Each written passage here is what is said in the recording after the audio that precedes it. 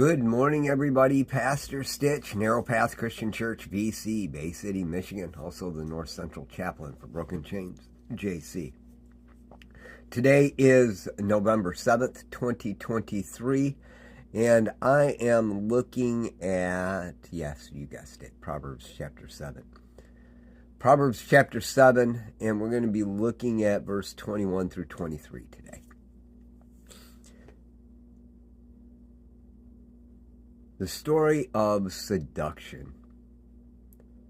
Solomon's having a conversation with his sons, telling them the dangers of getting trapped by things that look really, really good. Using the example of an adulteress, a prostitute, lovemaking, feasting, all of that combined together to convince a young man who is foolish to go down a very difficult path. But the reality is we can be seduced by so many things. So verse 21 through 23 says this in the Holman Christian Standard. She seduces him with her persistent pleading. She lures with flattering talk. He follows her impulsively, like an ox going to slaughter, like a deer bounding towards a trap until the arrow pierces its liver, like a bird darting into a snare. He doesn't know it will cost him his life.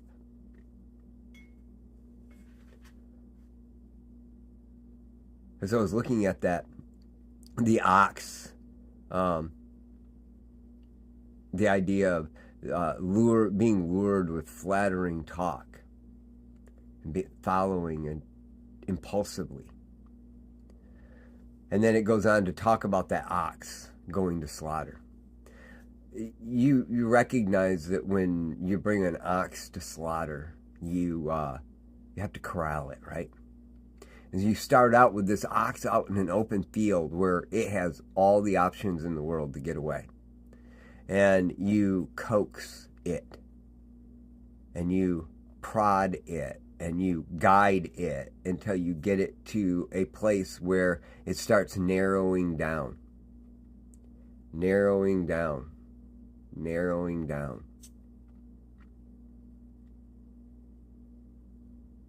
It starts to get nervous.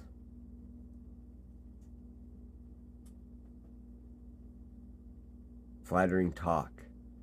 But eventually, it doesn't have any choice. This is the direction it's got to go to get through that chute so it can get free. And it ends up dying. Solomon's warning that long before you get to the chute, you need to be aware.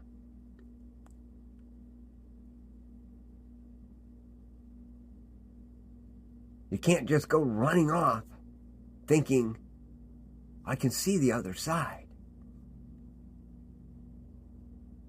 You're being hemmed in on all sides, guys. It's dangerous. The world is dangerous all around us. I had this vision of being surrounded by rioters, and knowing that you cannot get out of your building. Your city government's told you to shelter in place, do not leave your houses, it's not safe.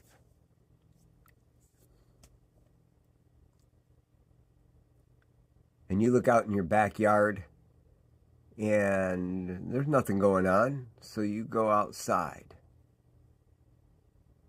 And you look around, and it doesn't seem like anything's going on in your neighborhood, so you walk down the street and it doesn't look like there's anything going on outside of your neighborhood, so you get in your car to get ready to leave. How many of you know that could be the most dangerous thing you could ever experience, because the riot may not have gotten to you quite yet, but you're about to drive into it. The dangers of the world, the dangers of missing the mark are so real. We've got to know that. If you don't understand the danger, you can't experience the good news.